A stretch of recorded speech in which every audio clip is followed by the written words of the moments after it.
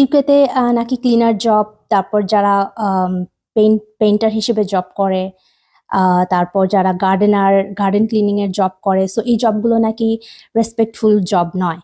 So এরকমই একটা মন্তব্য করেছে ইউকের খুবই পপুলার একজন ব্লগার আপু, আমি যাকে কম বেশি ফলো করি এবং প্রায় তার বিভিন্ন ব্লগ ভিডিওগুলো আমার দেখা হয়ে থাকে। তিনি আমার খুবই পছন্দের, তার কথা তিনি গল্পের ছলে ছলে বেশিরভাগ কুকিং ব্লগিংই করে থাকে, পাশাপাশি তার টুকটাক লাইফস্টাইলও দেখায়। খুবই ভালো লাগে আমার সবসময়। কিন্তু কিছুদিন আগে তার করা একটা ব্লগ ভিডিওতে তার এই মন্তব্যটা সত্যি আমার ব্রেনে না একটু ক্লিক করে, এবং আসলে আমার খুব খারাপ লাগে এই কথাটা সে যে বলেছে। আমি মোটেই তার সাথে একমত না, এবং আমি আম, খুবই খুবই ব্যাপারটাতে একটু আপসেটই হয়েছি, কারণ এই ধরনের চিন্তাভাবনা, এই ধরনের মানসিকতা আমরা বাঙালিরা এখনো এখানে করি বলেই আমাদের চলার পথে আমাদেরও প্রতিবন্ধকতা তৈরি হয়, এবং আমরাও আমাদের চিন্তা দ্বারা, আমাদের মন্তব্য দ্বারা আরেকজনের চলার পথেও আমরা দেখা যায় যে প্রতিবন্ধকতা তৈরি করি, বা আমাদের ছোট্ট একটা চিন্তা, আমাদের একটা মন্তব্য আরেকজনকে ডাউন করার জন্য কিন্তু যথেষ্ট। জব নিয়ে আপনার নিজস্ব প্রেফারেন্স থাকতেই পারে, ইটস অলরাইট, এটা সবার ক্ষেত্রেই যার যার নিজস্ব ব্যাপার। বাট কিন্তু এই এই জবটা রেসপেক্টফুল জব, ওই জবটা রেসপেক্টফুল জব না, বা এই যে এই চিন্তাটা আসলে আপনার কেন থাকবে বা আমাদের কেন থাকবে? এতই যদি এটা রেসপেক্টফুল জব না হয়, বা আপনি যদি তার জবটাকে রেসপেক্ট না করতে পারেন, সেটা তো আসলে সম্পূর্ণ আপনার ব্যর্থতা, বা সেটা আপনার নিজস্ব প্রতিবন্ধকতা। আপনি যেই জবই করেন না কেন, আপনি যদি সেটাকে ভালোভাবে না নিতে পারেন, পজিটিভলি না নিতে পারেন, আপনি যদি সেটাতে কনসেন্ট্রেট, সম্পূর্ণ ফোকাস না করতে পারেন, আপনি কিন্তু কখনোই কোনো জবই আপনি কন্টিনিউ করতে পারবেন না। সুতরাং যারা এই কাজগুলো করে, তারা বছরের পর বছর বা মাসের পর মাস করে আসতেছে বা করে যাচ্ছে, বিকজ তারা ওই জবটাতে কমফোর্টেবল, বা তারা ওইটাকে ভালোভাবে নিচ্ছে, তাদের জন্য ওইটা রেসপেক্টফুল জব।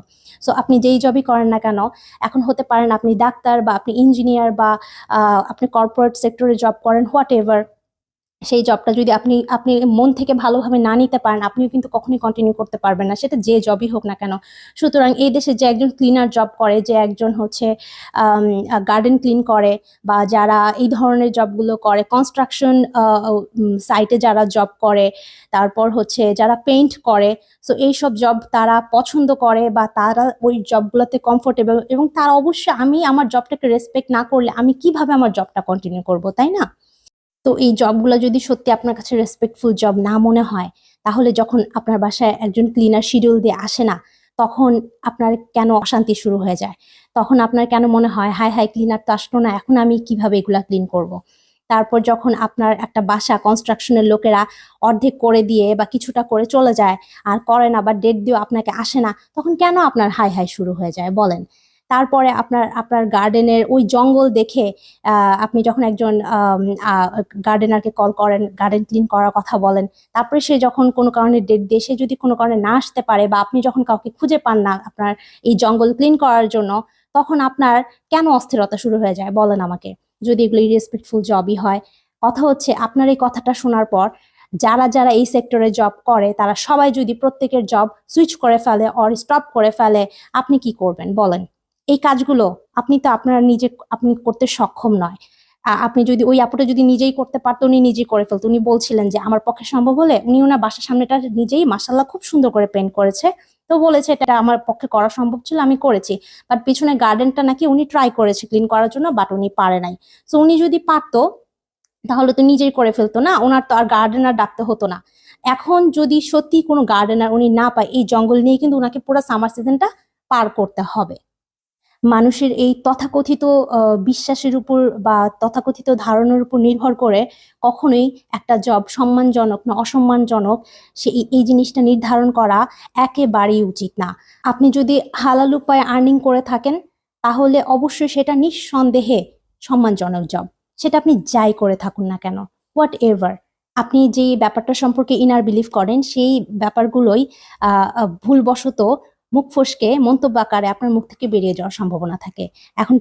এখন সে আপুটা যদি বলে যে আমি আসলে কথার ছলে ভুলে ভুলে বলে ফেলেছি, মানুষ যে জিনিসটা বিলিভ করে না, কথার ছলে সে ভুলে ভুলে এরকম একটা কথা কিন্তু কখনোই বলে না।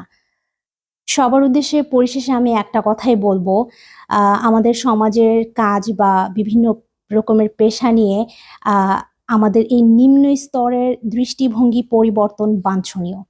ঢেকে কিন্তু স্বর্গে গেলেও ধান ভানে। তাই আপনি পৃথিবীর যে প্রান্ত থেকে যে প্রান্তেই যান না কেন, আপনি কিন্তু আপনার এই চিন্তাধারা, বিশ্বাস, দৃষ্টিভঙ্গি নিয়েই কিন্তু যাবেন। তাই আপনাদের এবং আমাদের প্রত্যেকেরই উচিত আমাদের এই নিম্ন স্তরের দৃষ্টিভঙ্গি পরিবর্তন করে আমাদের পরিবর্তিত ইতিবাচক দৃষ্টিভঙ্গি আমাদের নিজ নিজ উপায়ে প্রকাশ করা।